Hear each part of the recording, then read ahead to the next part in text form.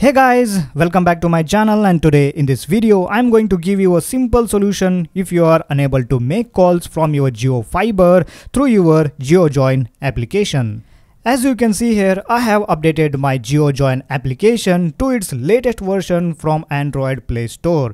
Since then I am facing this problem.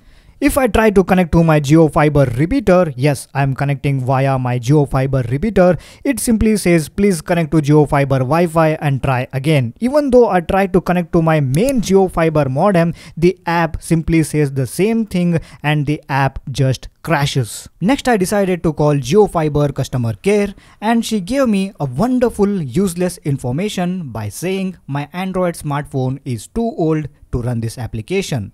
So I thanked her and hung up the phone.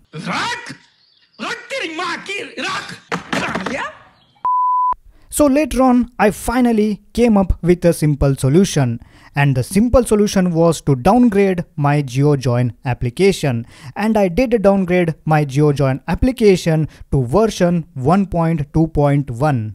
Well, after downgrading my JioJoin application, did you see that? It got connected to my JioFiber repeater instantly, and it's asking me for an OTP.